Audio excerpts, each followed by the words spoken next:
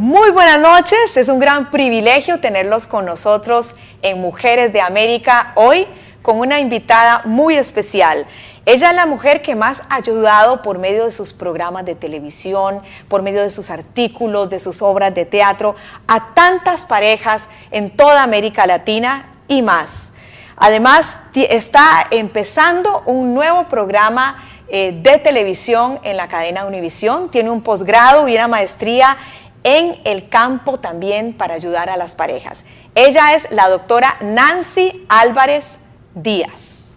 Bienvenida. Mi mamá donde esté, porque está muerta, se va a poner muy contenta. Sí. Porque dijiste Díaz. Sí, muy importante, casi nadie sabe, ¿no? Sí, Hay que hacerle honor. Sí. De todas esas facetas, porque también actriz, cantante, a ver si más adelante podemos escuchar un poquito, ¿no? Ay, mi madre. De todas esas facetas, ¿cuál es la que más disfruta Nancy Álvarez? Todas, porque normalmente yo no hago nada que a mí no me guste. Por eso te dice que soy artista. Los artistas no nos gusta inventar, lo que nos gusta es el arte. Y yo siento que como yo desde que tenía 15 años, bueno, desde que nací cantaba. Entonces yo he estado siempre en este ambiente desde chiquitita. A los 15 años me les regué a mi papá y dije, quiero cantar. No me dejas cantar en televisión. Me dijo, si estudia. Y yo, a mí me encanta estudiar. Entonces, yo siempre he estado entre la ciencia y el arte. Y las dos cosas me apasionan. Si no hago un curso, si no investigo, acabo de terminar un doctorado en sexualidad con una universidad de Málaga. Y entonces estoy haciendo la tesis doctoral. Y he disfrutado tanto volver a investigar los journals, qué está pasando, qué dicen, a escribir. Todo lo que hago me gusta. Y yo pienso que la televisión reúne un poquito de todo.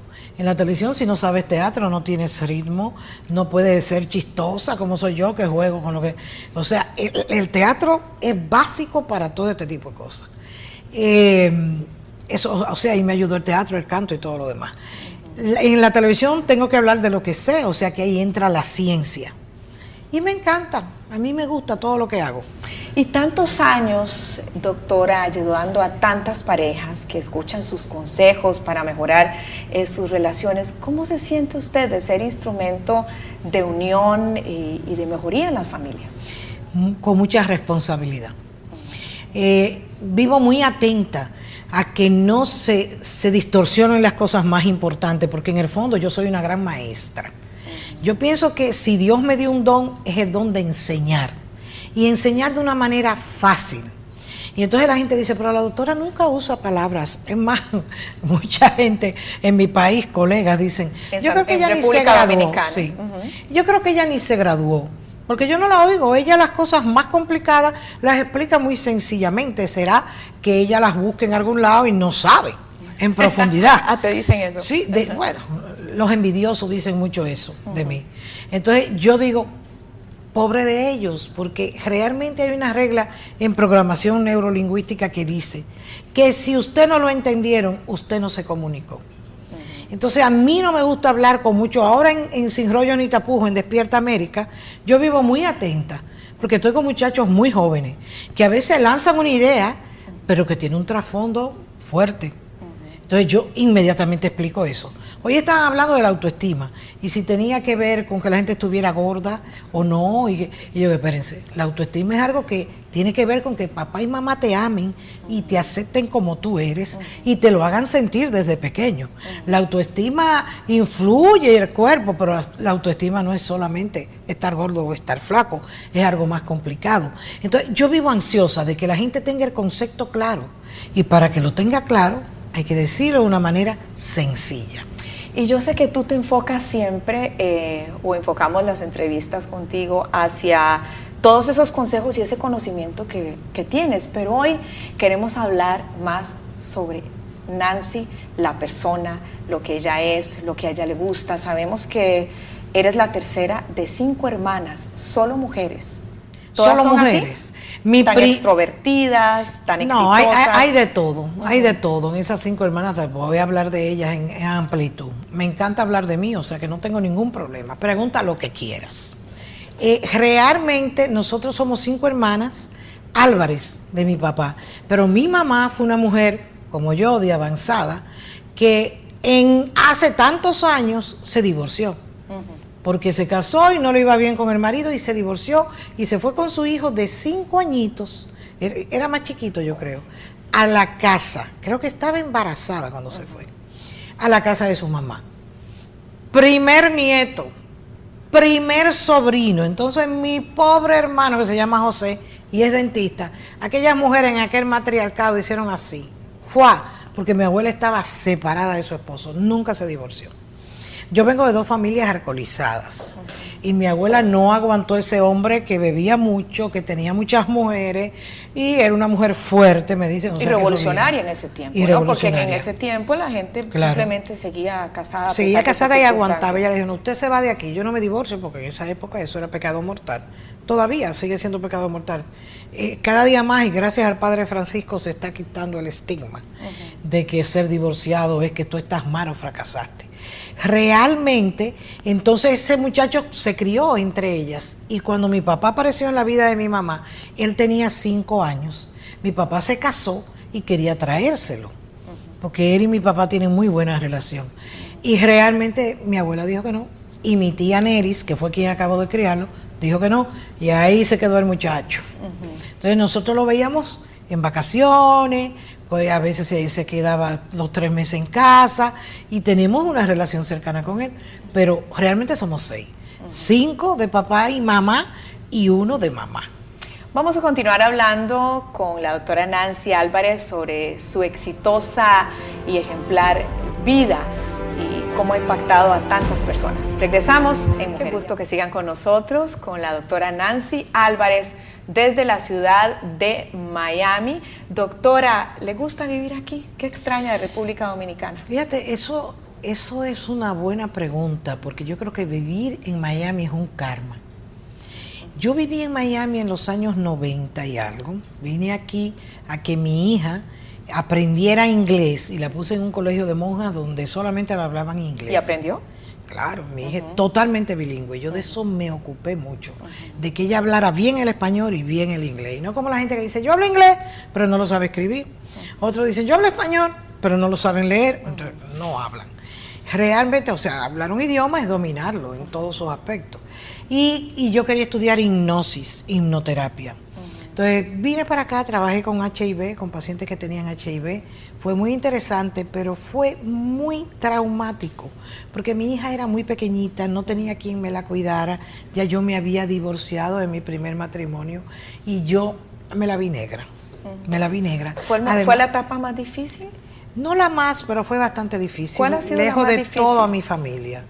Yo creo que quizás esa, junto con todo mi proceso de divorcio, que fue muy duro, porque éramos 2 figuras públicas y todo se ventilaba en la radio y en todas partes. Entonces fue muy difícil cuando la gente se mete en tu vida y la radio opinando y todo el mundo opinando. Y se juzga diferente, Sí, ¿no? sí. Y más en esa época, yo ahora eso me hubiera resbalado, pero era muy joven. Andaba por los 30, imagínate. Entonces, yo vine a trabajar mucho, y trabajé mucho con pacientes de HIV. Y entonces, pacientes que ya tenían SIDA.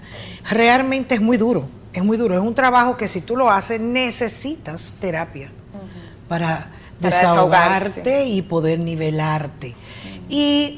Pero lo hice ¿Y cómo aprendí. te desahogas ahora? No, yo sigo yendo a terapia. Yo voy a terapia desde que tengo 21 o 22 años. Bueno, increíblemente, tal vez nadie se imagina, y eso es muy importante que lo expliques, como una doctora con una maestría, con posgrado, precisamente en lo que es psicología, psiquiatría, especialista en parejas, ¿por qué acudir a terapia? Bueno, es que yo creo que el que no hace eso y da terapia es un irresponsable. Porque nosotros como terapeutas sabemos que todo el mundo tiene una mochila aquí atrás llena de piedras. Y esas piedras no son piedras físicas. Esas piedras son todas las cosas que hemos vivido. Porque no existe nadie que no tenga conflictos y que no haya sufrido en la niñez. El que te lo diga, ríetele en la cara porque es un mentiroso. O sea, un niño desde que es concebido está oyendo lo que hablan su papá y su mamá, le influyen si la mamá quería una hembra y eres un varón, le influye si el papá quería una hembra o un varón y ella era una hembra. Le influye todo lo que oye, de alguna manera lo graba y ya se sabe y se fija. Entonces, y bioquímicamente, el estado afectivo de la mamá afecta a ese niño. Y eso ya está requete demostrado. Entonces, nadie vive en un hogar perfecto, porque aunque ya es ciencia, yo tengo una maestría en terapia familiar y me faltó un semestre para terminar un doctorado en terapia familiar. Ya tengo uno. ¿Están los pendientes? No, tristemente yo no creo que ya lo haga. Ya el último fue en sexualidad y tengo uno en psicología clínica. Ya. ¿Por qué escogen la sexualidad? ¿En qué momento decide Nancy, me voy a ir por este camino, quiero ayudar a las familias, quiero darles terapia a las parejas? Pero quisiera terminarte esta idea. Entonces, todos traemos eso de la niñez y de las cosas que vivimos. Vamos al dentista, vamos al ginecólogo, vamos a los médicos y nunca vamos al psicólogo. Y la mente manda sobre todo el cuerpo. Entonces yo siempre voy a terapia. Ahora que está de vacaciones mi terapeuta, cuando llegue a Santo Domingo voy para allá. Ah, está en Santo Domingo. Sí, es mi terapeuta de años. Siempre voy y hablamos y si no tengo yo de qué hablar de mí esa vez, pues hablamos de una hermana mía que me preocupa, de mi hija, de lo que sea. Pero es una manera de que otro ser humano te ayude y te haga ver, te ponga espejos sobre temas que quizás tú no quieres ver. Y todos tenemos temas que no queremos ver. Yo tengo añales, hice terapia de diván y cuánto aprendí con el psicoanálisis, Dios mío. Aprendí más ahí que todo lo que he estudiado. Entonces, tu otra pregunta era que ¿por qué soy sexóloga? Te contaba que mi papá no quería que yo cantara. Él tenía mucho miedo porque en la época que yo estaba pequeñita, Trujillo era un dictador, bueno, el que vio el chivo, ahí quizás exageraron en alguna cosa, pero lo de las mujeres era sumamente mujeriego. Si le gustaba una mujer, esa mujer tenía que quedarse con él o ser de él, porque si no, la familia entera la mataban, a ella también, y ahí venía el lío. Entonces mi papá tenía terror, porque dicen que yo era muy linda chiquita, y me decía, no, bueno, se no, nota, ¿no? pero di que era mejor todo. Entonces mi papá decía, imagínate, si ese hombre se enamora de ti, no, y no me dejaba. Gracias a Dios, unos añitos después, él murió, pero mi papá tampoco me dejaba. En el fondo él tenía miedo, era un ambiente muy difícil, sigue siéndolo. Pero en esa época era más difícil. Entonces, nada, a los 15 años me dejó. Porque yo le dije, ok, yo voy a estudiar, yo voy a la universidad. Si vas a la universidad y estudias, puedes cantar, si no, no. Entonces empecé a cantar profesionalmente desde los 15 años.